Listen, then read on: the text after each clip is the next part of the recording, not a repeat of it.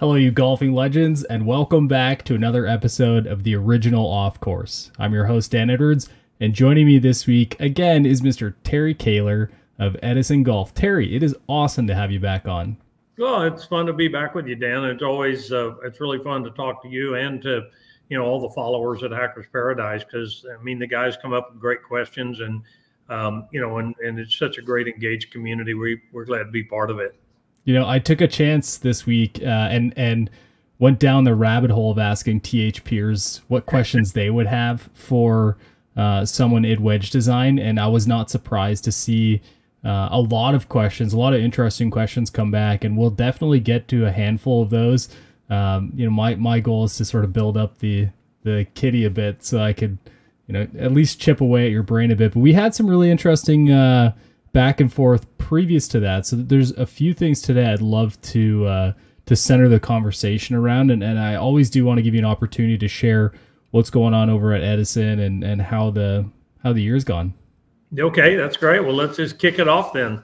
Sure. So what's going on over at Edison right now? How's everything going? Well, it's we continue to grow. We continue to build a really devoted following to what we're doing in wedges because, what we're doing is so different than the rank and file wedges out there. And we see the big brands continue to introduce tour inspired, tour driven, tour certified, tour whatever. And my background and my testing of wedges show that these tour design wedges that the PGA players and LPGA players and elite players prefer are the most finicky golf clubs in our bag. And I mean, my 30 plus years in the wedge category, I can't tell you how many people have told me, I'm just a crummy wedge player. And I ask, why is that? They say, well, I've tried them all. I've tried brand A, brand B, brand C.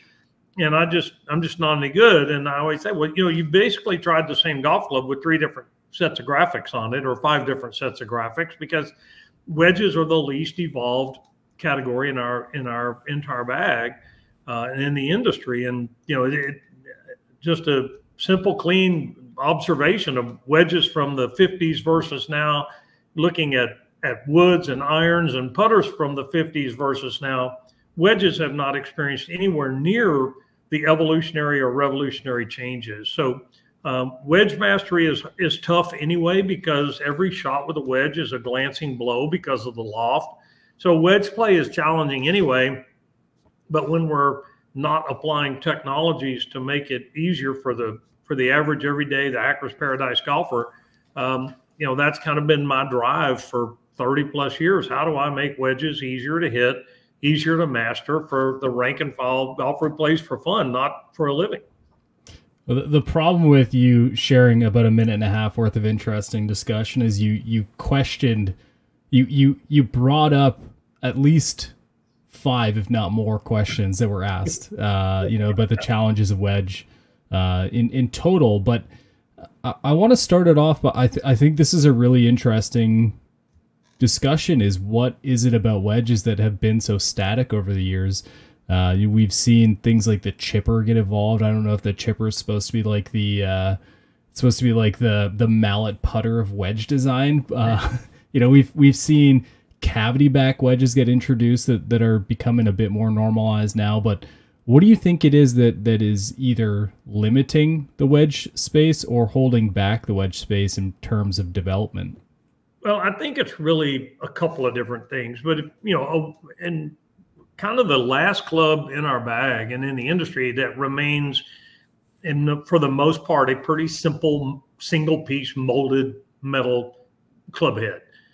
We've seen multi-materials and exotic engineering and space age stuff going into drivers and hybrids and fairways, and now we see a lot of multi-material irons with hollow bodies and new manufacturing methods. But wedges, for the most part, are still pretty much single piece metal club head steel that's either cast or forged into a shape, and that shape determines the performance. And golf clubs are really pretty simple devices when you really get down to it. If you look at the golf club head, and if you want the ball to go high with low spin, you put all the weight in the bottom of the club, which is what all the drivers are chasing. If you want, and this is where irons are going there, and I've been experimenting around with fairway woods lately. And they all launch the ball so darn high. We play on the coast in 15 to 20 mile an hour wind all the time, and I don't want the ball in the clouds. And but this is the design trend in golf clubs: make the ball go higher with less bend to win the launch monitor war. And so wedges have kind of not participated in that revolution, because what I want from a wedge is absolute consistency. And I mean, I can go off into tons of anecdotes, but if you look at the design of the conventional, traditional tour design wedge, all the weight is in the bottom of the golf club because it's got a big sole, and the top 2/3 of the club head are very thin. Now, everybody is putting a little bit more mass up high in the club head. I am flattered by that. None of them are quite where I was in the mid 90s with Reed Lockhart wedges, but and they're not anywhere close to what we do at Edison, but they're inching that way. The challenge the big brands have is they live and die by their tour staff. When a Bob Bokey or the TaylorMade guys or the Callaway guys go to their tour players with new wedge designs, that tour player isn't looking for radical changes. He or she's got thousands of hours developing touch and feel for all these different shots. And if you change their wedges even a little bit, it could set them back. So I think that the fact that tour players don't want their wedges to change, they want predictability, not change. And the fact that it's typically the lowest price club in the line, and it's a single piece of metal. These things kind of combine to keep technology contained, to really push the envelope for what you can do. And if I'm listening to, Jordan Spieth or Scotty Scheffler or any of these guys and ladies as to what they want from a wedge, they're not talking about the things you and I would like to have as, low to mid handicap recreational golfers who don't spend every day out hitting 300 or 400 or 500 wedge shots. We're wanting some help there, like we get with our cavity back irons and like we get with our mallet putter and like we get with our big driver and our hybrid. And that's not what the tour player wants. He wants predictability. I think that falls back the whole category. Yeah, so I think the conversation falls around where can we help with a wedge, right? Like, with a driver, your help is dispersion and spin in a lot of cases, and ball speed retention. With a wedge, there is a level of control that I think most people desire to have with it, especially if you're manipulating the face at all. So creating something a hair more forgiving, or you end up in that iron category where you try and work the ball a little bit and suddenly it's not doing what you anticipate it should do. There is room for that some cases, but I don't know that that's what people truly desire when they just want to hit a simple wedge shot, is it? No, I think you're right. I think, and let's be clear. I'm talking about, mid to low single digits to, 20, 24 handicap golfers. I mean, these are the players who can make contact frequently enough to have an expectation that's realistic. But if I look at the wear pattern on a tour player's wedge, for example, I'm going to see a wear spot the size of a penny centered right on the 3rd or 4th groove. That's where these guys have learned how to hit wedges, and they hit thousands of shots to do that. And as a result, that's where, the big brands, they optimize that wedge for that impact point because that's where their tour player is hitting it. The rest of us, and I'm a bag group snoop, I look in golf bags all the time and look at wear patterns on golf clubs and wedges in particular. And typically what I see on recreational golfer wedges is a wear pattern that's more the size of a silver dollar or a $half, and it's centered up around the 5th or 6th groove. Because we play fluffier fairways, we aren't as skilled in trapping the ball low in the club face. And so as a result, robotic testing shows that our best shots are losing 12, 14% of the efficiency of what a tour player's best shots are, simply because we're catching the ball 2 to 3 grooves higher. The shots that get on the perimeter of that $half sized area, we're losing 14, 16, 18%, which means that 90-yard wedge shot out of the rough, you catch it a little high in the face, and it doesn't go 90 yards. It goes, 77, and it plugs right in the lip of the bunker. And we've all experienced that, and that's built into the golf club. I mean, the golf club is going to be finicky in the top 2/3 of the club because there's no mass up there. There's no smash factor. There's a real deterioration of impact efficiency. Whereas in the driver world and the hybrid world and the perimeter weighted iron world, we've done a pretty good job as an industry of equalizing that effective impact zone. I mean, every club's got one perfect spot. My golf clubs, the Edison wedges, that perfect spot's about 2 to 3 grooves higher than it is on anybody else's wedge, because that's likely where you're hitting it.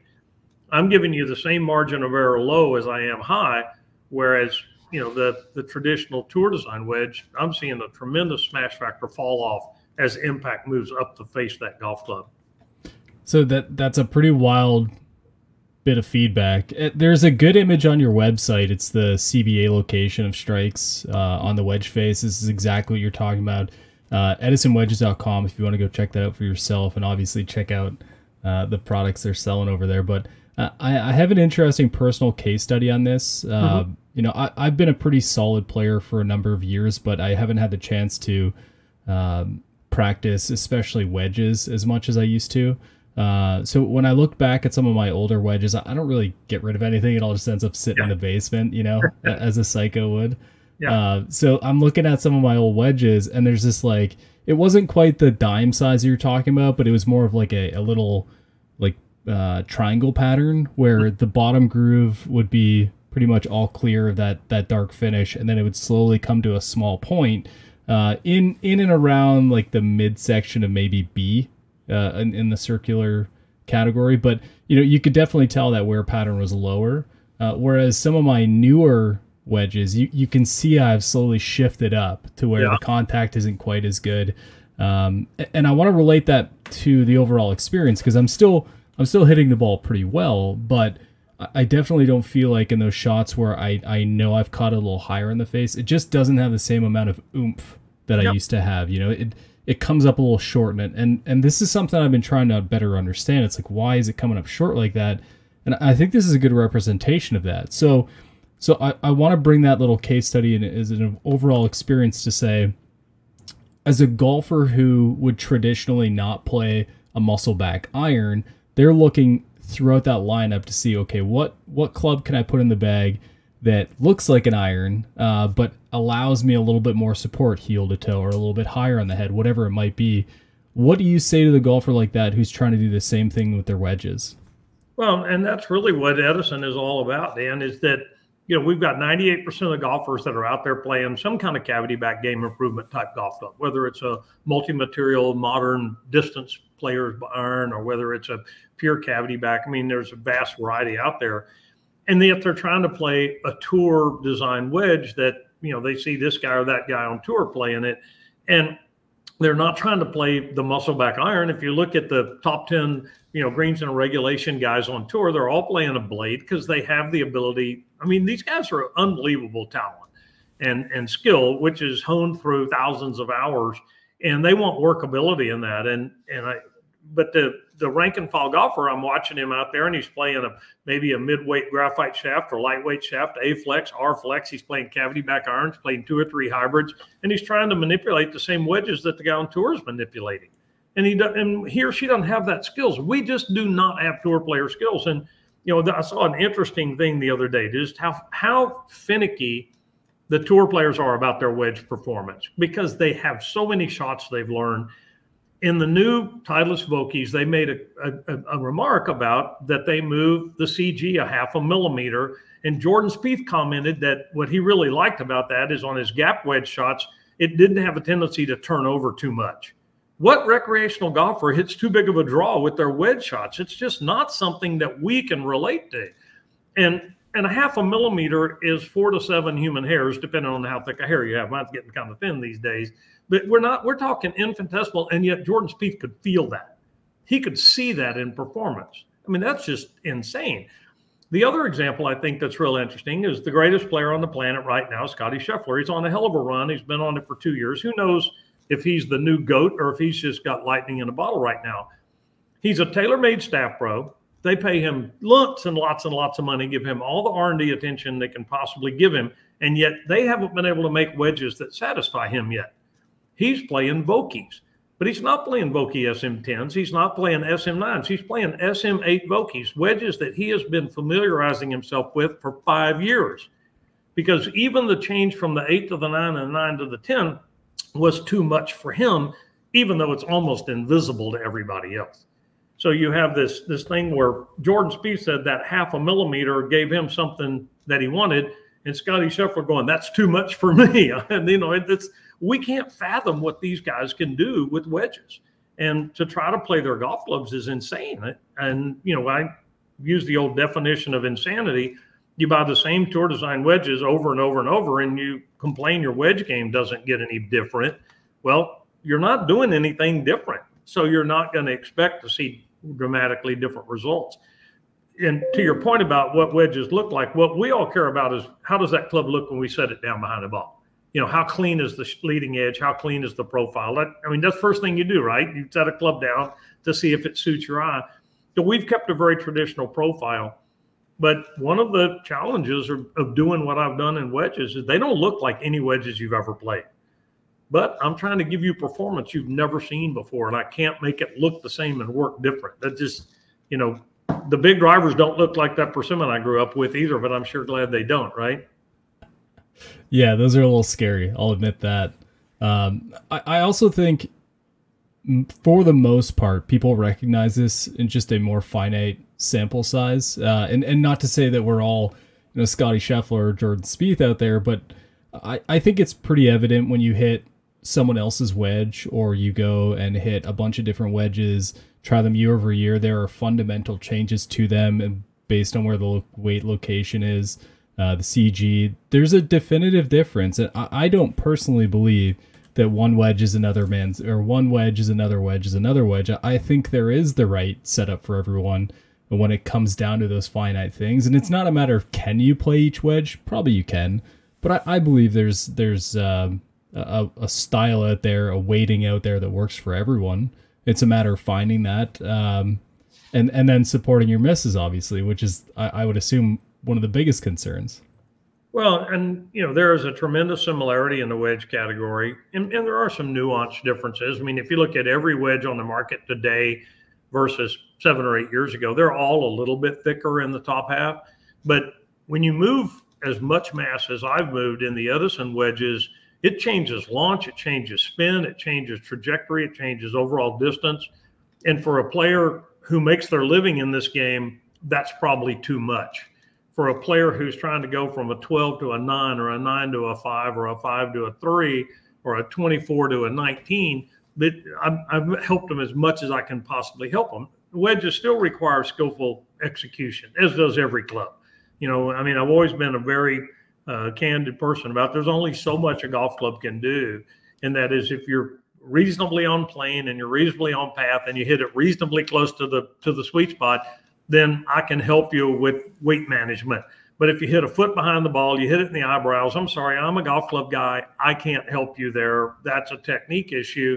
The golf club didn't make you do that. And I take offense to one wedge company in particular that's advertising no more chunks and skulls. And I'm sorry, it's like, you guys must be magic because a golf club cannot prevent those things. And we're all going to do it. When you think about, you've got effectively whether it's a driver or an iron or a wedge, you've got effectively an impact area between the size of $0.25 and $0.50 that golf club is going to give you reasonably good performance.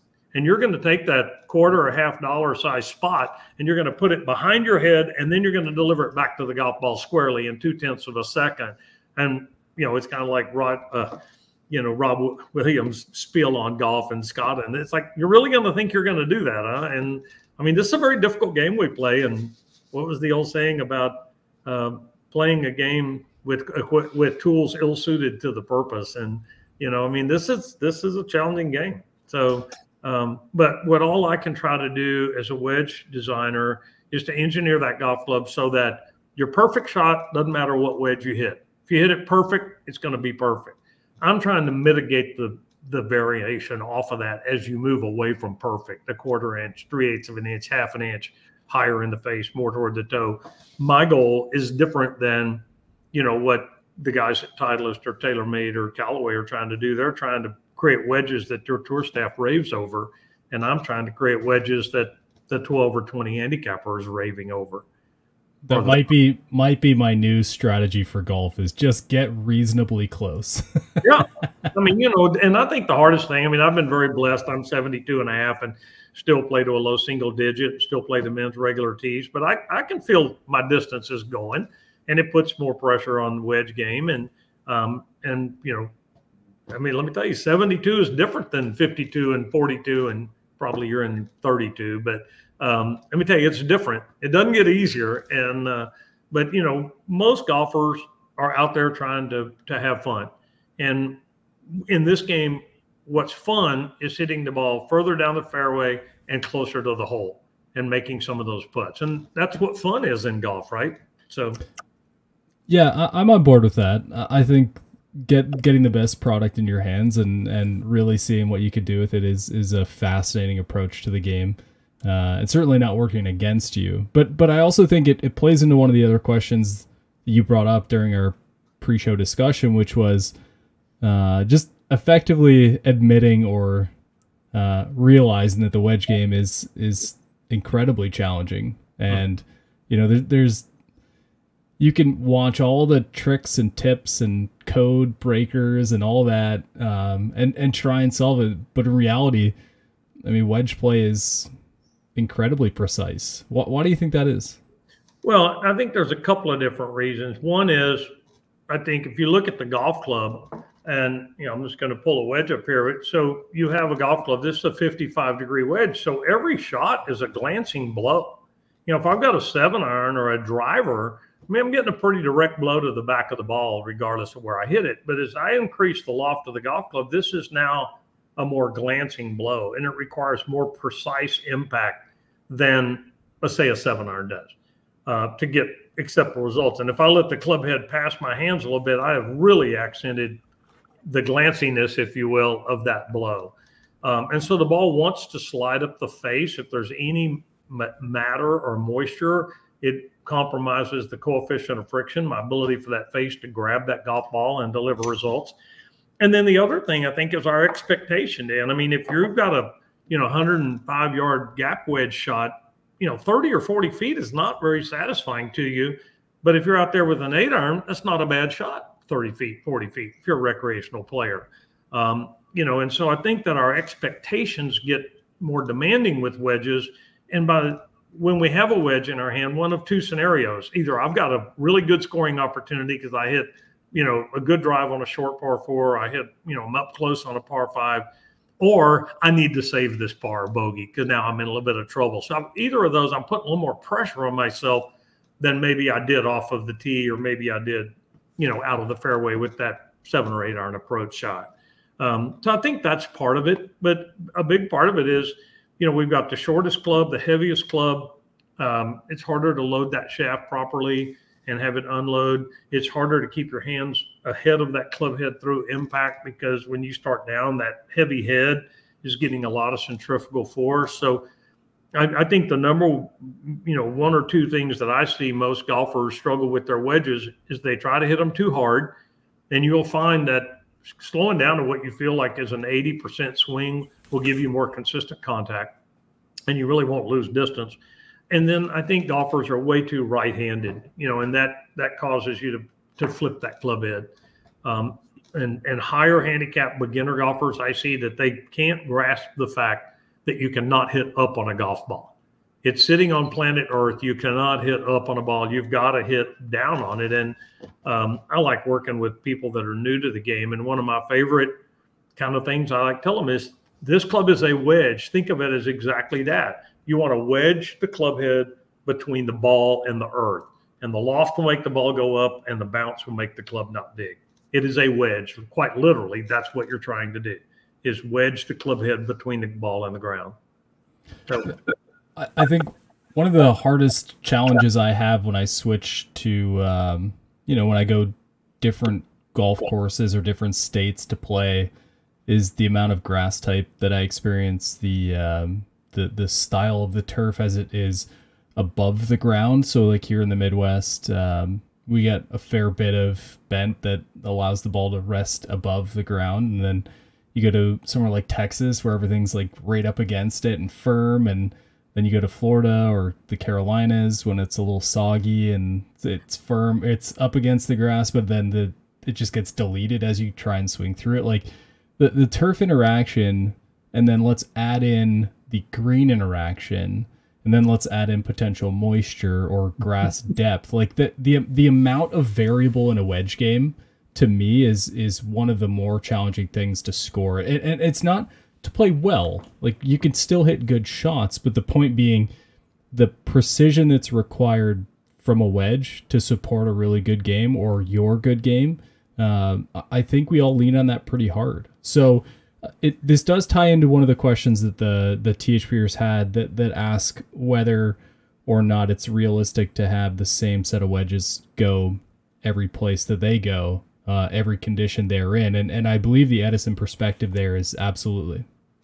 Well, and that's always been my perspective is, the tour players have tour vans following around. And if they get to a course on Tuesday and it's pretty firm and fast Tuesday and Wednesday, and then it rains a half an inch, Wednesday night, they have the luxury of being able to go into the van and get something with a little more bounce on it. Or I read somewhere that I think it was Justin Thomas travels with like 11 or 12 wedges that, he's going to see which ones are right for where he gets this week.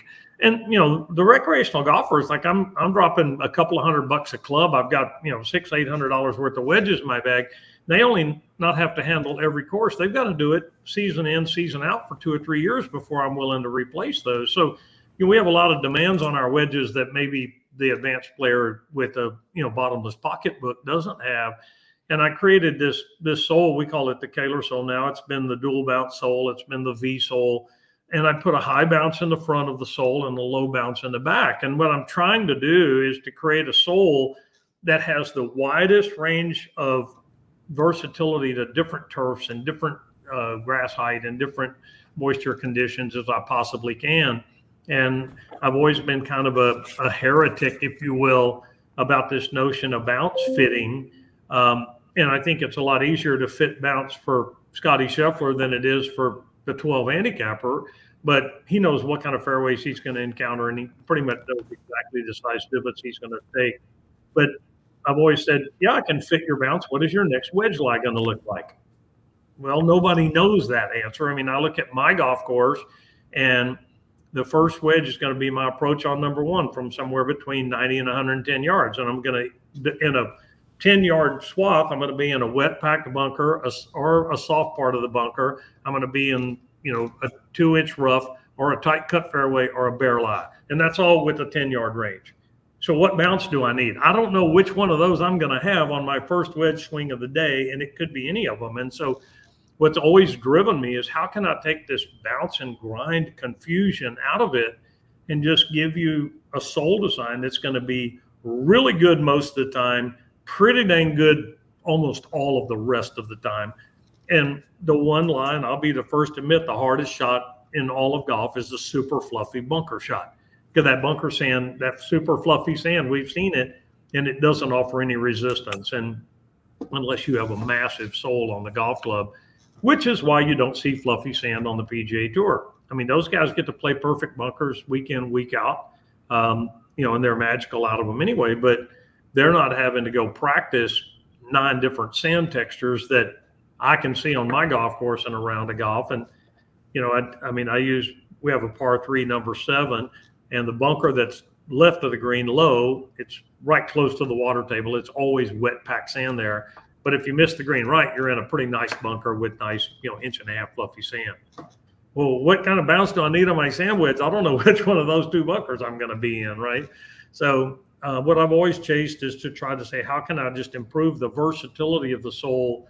So from shot to shot, round to round, season to season, course to course, you're not going to have a wedge that's going to be just wrong for the situation. So I've kind of had this perspective for a lot of years, and I think it applies to the fact that with a traditional iron, whether it's pitching wedge, 9-iron or 8-iron, I've never considered the bounce or the grind. It's always been a full swing wedge, and I've never tried to play much outside of that, small cuts, draws, whatever, but not big. And I've had that perspective with my first two wedges in the bag. It's always a an unremarkable grind and bounce pattern, the least that looks like a wedge. But I think where people will get stuck here, Terry, is when you get to that, green side 58, 60-degree wedge where you have not necessarily the bounce so much, but that grind, that ability to just open it wide up or lay the toe down and have no engagement whatsoever. So, as much as I think people can fully grasp this for a lot of the wedge lofts that you're offering, how does it play into that really tight scoring loft wedge where you do want to open it up or change the way the wedge sits on the ground? Well, I think, and that's very well taken. I think that the 95% of the golfers out there are concerned too much about that. I mean, you're a high skill player, Dan. You know how to hit a lot of different wedge shots, and this wedge, I think, will allow you to express your creativity and get away with some things. You're talking about not practicing as much anymore, not playing as much, and the forgiveness in a wedge works into the sole as much as it, just as it does into the head design. I want that sole to, hey, I got a little steep on that one, or I got a little shallow, or maybe I raised my hands a little too much, got a little more of the toe in the ground than I wanted. So that sole needs to be forgiving. With any wedge, when you lay the face open, you're increasing the bounce. It's simple geometry. So if I've got but bounce is an interesting thing, and I'll come back to grinds a little bit. Bounce is an interesting thing because, I can have a wedge with 4 degrees of bounce, but a very wide sole, and it's going to really reject from the turf. But I can have a wedge, and if I was playing with a guy the other day, I had one of the old Ping Eye wedges that Paul Azinger was so magical with. And I told him, of course, it's non-conforming anymore with those grooves. But that wedge had a very narrow sole, but it had a really severe bounce, like 30 degrees. And then it swept up negative. And, Paul Azinger found that wedge let him do a lot of things. And again, he spent thousands of hours with it. But, generally speaking, if you want to take some of the bounce out of the golf club, hood it down a little bit, press your hands a little further forward. If you want to add some bounce, you can lay your hands back a little bit, lay it open. And again, I'm a pretty advanced player, and I probably hit a lot more wedge shots than the average person. But I find, the nuances of grinds, I think people get too worked up about it if they're not at least a 2 to 5 handicap and hit 500 wedge shots a week. That's just my opinion. And I mean, I've seen, and I've always said the hardest wedge customer is the low single digit. Because the better you are, the more adept you are with your wedges, because that's how you got better. The 5 handicapper is not hitting 16, 17 greens around. He's still hitting 10 or 12, or she, but they're getting up and down from a lot of different kind of places because they've worked at that skill and they have a lot of confidence in that. And I see too many people that they just fear these wedge shots around the green. You mentioned the chipper a while ago, and people putting from as far off the green as they can possibly putt, because it's less fearful for them. We had a little slogan that we use a lot called "Fear No Shot," because this sole design will not ever work against you, whether it's that wet packed sand, whether it's the grains going against you or with you. I think I mentioned the soft bunker shot. To me, the other tough wedge shot is the ground is soft and the grain's growing at you, particularly playing Bermuda grass where we play. But I think it's the same with bent. I mean, that's just a really tough shot because you don't have much club head speed, and that grain wants to grab that leading edge. And I mean, that's just a tough shot. And I think, most people are going to walk up there and they're going to have a little fear of it. And that makes you get a little yippy, wedge-elepsy, I call it. And that's just a tough shot. But I think it's impossible to have the same conversation about wedges with a tour player, a 3 handicap, a 9, a 14, and a 20. They're really 5 different conversations because of the 5 different skill levels and confidence levels. Yeah, it'd be nice to have a graph to showcase turf interaction, but I do think this segues beautifully into a really interesting question that we got asked on the forum, and that was, in your opinion, what has a more significant impact on the results of a wedge shot, the leading edge or the trailing edge? Ooh, and that's a real good one. I would say both. I mean, if you're a heavy forward press type person, and again, we're talking about what kind of wedge shot. If it's a little finesse shot around the green, I'm going to say that leading edge is pretty critical. If it's a more full swing, then I'm going to say that trailing edge, of helping that club come. You're steeper with a wedge than a 7-iron. And so you need help getting that club back out of the turf if you're a steep swinger. But, when you think about, you're talking the leading edge and the trailing edge, and that golf ball is 1.68 inches diameter. And if you're nipping the ball properly, you're making contact slightly before turf contact. And that ball is off the club pretty darn fast. And, when you look at high-speed photography, it's pretty amazing how quick the ball is off the club, particularly on short wedge shots where there's very little ball compression. Again, I think it depends on the shot. I don't think you could say universally. I think that end of the grain wedge shot we talked about, probably, they're both very important. The sharp leading edge is going to really tend to catch that turf, that grass into the grain. I would take a punt on that one. I think, it's the way the sole works together, which is, kind of why I've created and how I created this what we call the Koehler sole. And it's got a 15 to 30 degree bounce in the front, leading part of the sole. You're not going to dig that leading edge. But then the back part of the sole, because of the efficiency of that leading bounce, it lets me get away with a lower bounce angle, so that on a tight lie, what these wedges tend to do, and it's common to all my designs going back to Reed Lockhart in the 90s, on a tight lie hit a little heavy, the club tends to hit and scoot under the ball rather than come back up into the ball, because that rear edge of the golf club is not engaging that firm lie and bouncing it up into the ball. And I think that's where tight lies, to me, once you realize this club is going to do the work, to me, I'd love to have every wedge shot be off of a hard pan lie personally, because you can spin the hell out of them that way. Yeah, I heard that question initially, and I was like, man, that's like comparing a snow shovel and an e-brake. It's just two things just working so counter to each other. But I think it is pretty representative of what matters in that wedge. I mean, I've had plenty of engagements where that leading edge is so sharp that I'm like, this is fun, and it's nice to dig, halfway to China each time I hit a golf shot, but at the same time, like, it doesn't feel great. So if I can have something that kind of supports on the other side, I think that perfect balance is the storyline, and why I've always really appreciated that shape of a sole is that you get the best of both worlds with it. Yeah. And again, I mean, there are some lies out there that I don't care whose wedge you have, they're just tough. That soft turf with the grain growing Indian, you got a delicate little pitch or chip shot, that super fluffy bunker sand that just doesn't provide much rejection force of the golf club. Those are super tough shots, and you don't encounter those if you have that little softer shot with the grain going against you, but it's a full 8-iron. That's not as critical as it is if you're trying to hit a delicate little 30-foot pitch shot or chip shot. And one of the things that's interesting, talking about wedges and what's important. I was in a conversation with a group of PGA club professionals a while back, and I was asking about wedge fitting, and 100% of them said bounce fitting is what's important. And I said, what about the shaft? Nobody talks about the shaft in wedges. I've been a big proponent of, got to get the right shafts in your wedges to blend to your irons and have a consistent feel from your 9-iron to your pitch to your get into your wedges.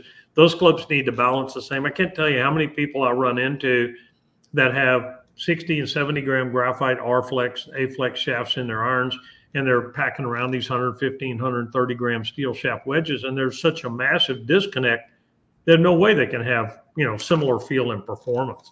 And I'm a big believer, get the specs right, get the shaft right, and let's try to have a sole that'll work pretty much everywhere. And let's focus on the real part of fitting, which is, getting the rest of the club head spec or the club spec right for you, from shaft flex, material, weight, lie angle, grip size, length.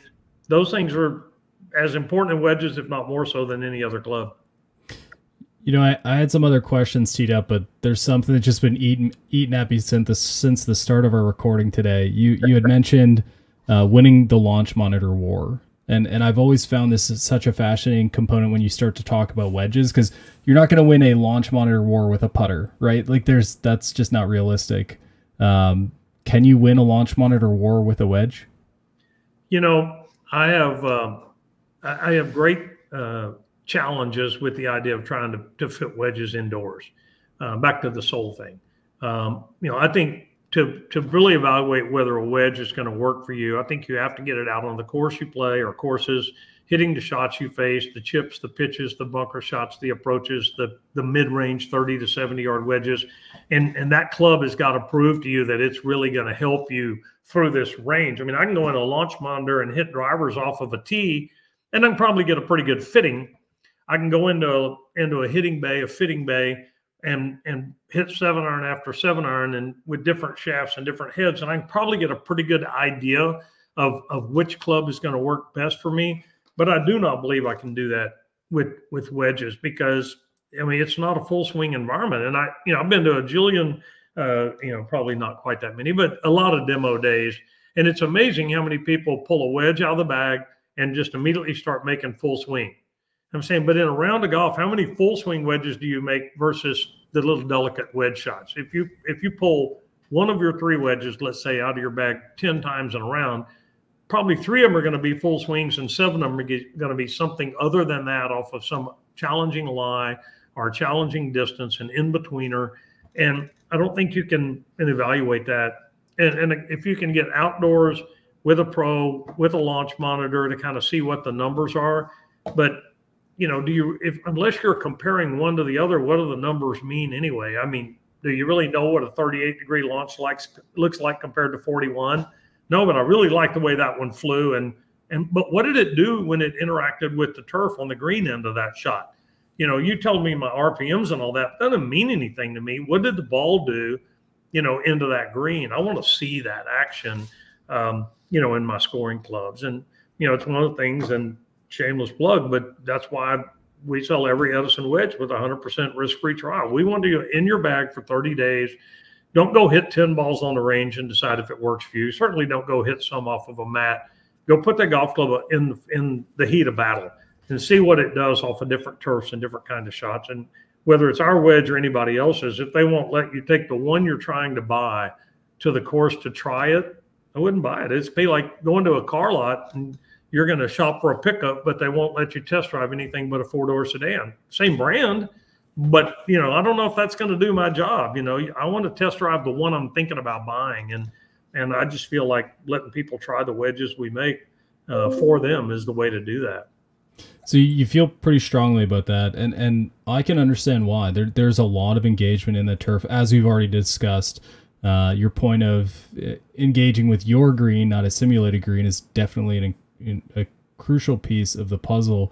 And the other thing is, especially for those who play in a similar condition, the bunker interaction is a fascinating component of it too. Like you mentioned, fluffy.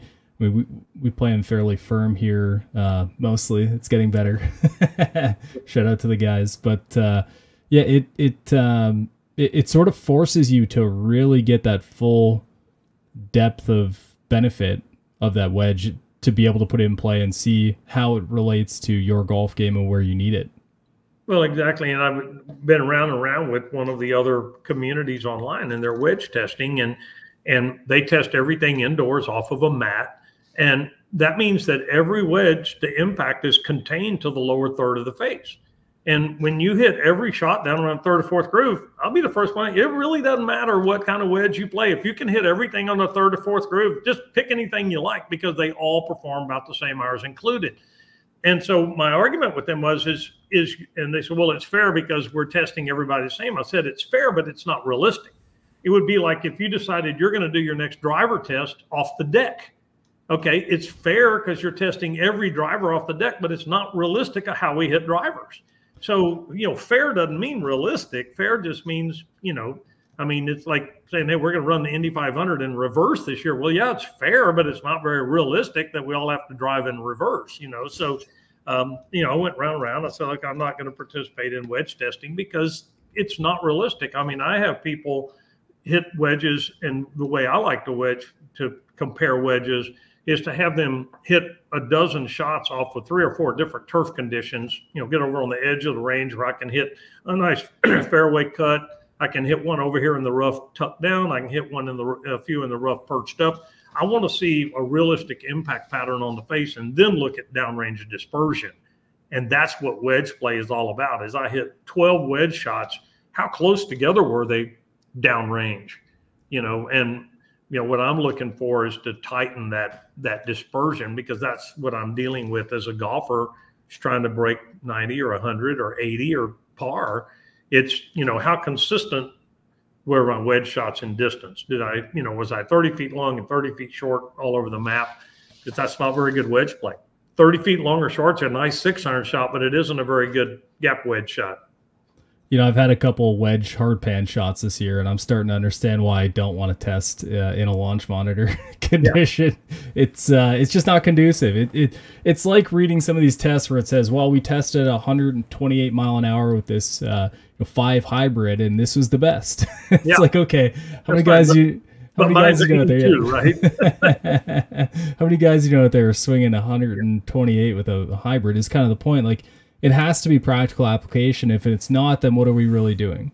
Exactly. And you're talking about the launch monitor. I use the term launch monitor wars because, and this is kind of a segue to another topic I think you had, and that is, it used to be 7-iron or 6-irons, and now I think you're seeing the 7-iron migrate down to that 28, 29 degree loft range.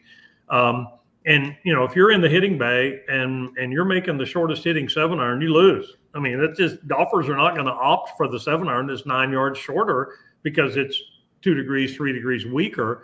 But what gets me is that we're taking that 28, 29 degree 6-iron design, and then we're extrapolating that all the way out to the pitch and the utility wedge and the gap wedge. And that club is 20 degrees from that 6-iron. And yet you're trying to apply the same head technology. Well, 20 degrees the other way from a 6-iron is a driver. And nobody in the history of the world has ever said, I love my 6-iron. Can you make me a driver just like it?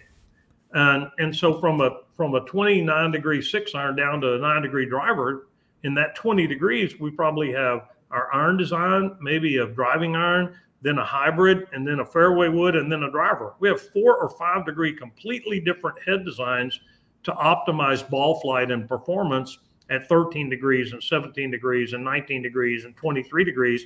And yet we're going to apply the same head design from 29 to 35 to 40, 45, and 50. It's a different dynamic when you get in the high loft. It's a different set. We talked about wedge flight dynamics a while ago. Wedges are different animals.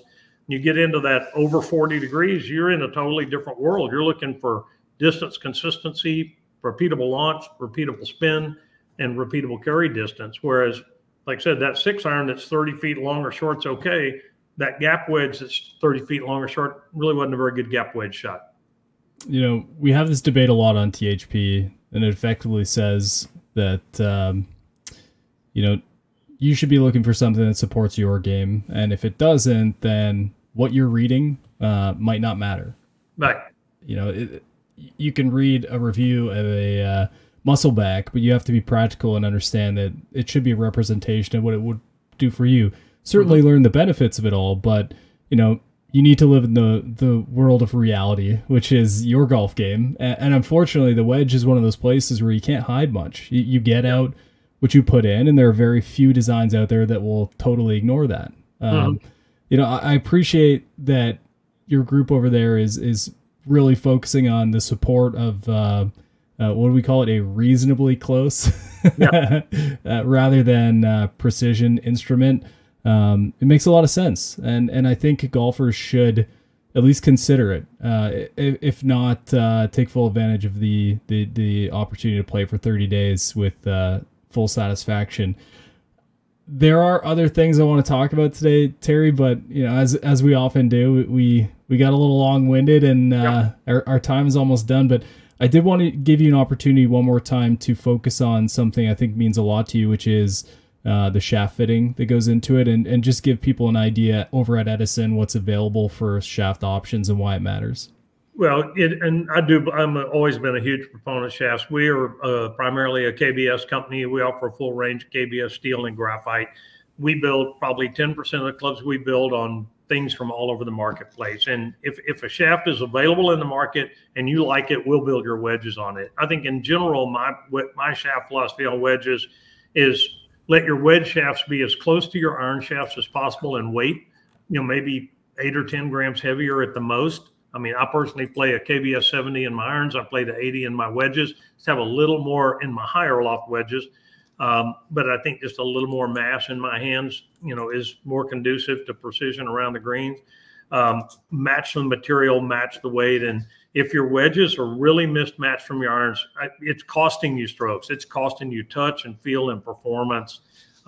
Regardless of what brand of wedges you're playing, I mean, at the very least, get the shafts close to the same as in your irons. And again, if the shaft is available, we build on it. We build on, pretty much every shaft out there, from, the really high-end LA Golf and BGT stuff down to, True Temper and KBS and Nippon, more in the medium price range. But I'm a big believer in that. And the grip size, I'm a huge believer in getting your grip size consistent from your 9 and pitch to your wedges. You need those clubs to feel the same in your hands. And it's amazing how many golfers have 3 or 4 different kinds of grips throughout their golf clubs. I mean, if there's a reason for it, maybe I want a bigger grip on my driver to promote a fade, or a smaller grip to promote a draw. But for the most part, your hands are your only contact with the club through the whole set. So, the more familiar those clubs can feel in your hands, the less distracted you're going to be, more you're going to optimize. I love, as well as you also do heads only. So if you prefer to do your own building, or you have a set of shafts you want to just pull out of the current heads you have, you can obviously do that. That's really uncommon. I don't think I see a lot of that. No, and I've spent a lot of time with hobby builders and marginally engaged commercial builders. We have a lot of fitters that buy our heads and fit and build on our heads. But, we had so many consumers asking us, hey, can I get just the heads? I like to build my own. And, building golf clubs is something that's a great hobby for people that, like to dabble in it. So we said, well, hey, let's make our heads available. It's still an Edison Golf Club. So it's still going to outperform any other head you can put on those shafts you have. Yeah, Terry, we call that winter here. we need something to do in the winter here. There you go. Okay, that's why we build. Well, I told you earlier, we have winter down here on the Texas coast too, but usually we have 2 or 3 a year, and they last 3 days. So, well, don't pity me, but know that I'm thinking about you. Yeah. Well, maybe you need to come down here this winter when you're getting tired of snow, and you come down here and play golf and fish for a couple of days or something. Oh, wouldn't that be fun? Yeah. Terry, I always appreciate you coming on. I love the conversation you're willing to have about wedges, and the focus you put on the everyday golfer, not just the guys who are getting paid the big bucks. Do you have anything final that you'd like to say today, or share any anecdotes for the guys out there? I always appreciate coming on, Dan, and there's great questions. And guys, I can talk for hours about wedges, because I spent 30 plus years studying them, and I've seen just a lot of wild things on launch monitors and with real golfers. And better golf begins with better wedge play. No matter what your handicap, what your next threshold you're trying to break, you're going to probably do it inside wedge range, whether that starts at 90 yards or 130, depending on your strength profile. But that's where you're going to beat the golf course. And we're doing some things that are very unusual. Our golf club does not look like everybody else's wedges, because I insisted it work differently. And we have this 100% risk-free trial. We'll build a wedge for you and let you put it in, put it through the paces. And I think you'll see there is what we call the Edison difference, is very measurable and very real. I love it. Hey, if you guys are out there and you look down at your wedges and it's not like a little dime-sized Tiger Woods style shaping out there, go check out Edison, see whether they'll work for you. It's a very interesting concept. Some cool graphics on there that showcase that it really does benefit to have some of that weight shifted to a more realistic or reasonably close swing. Yeah.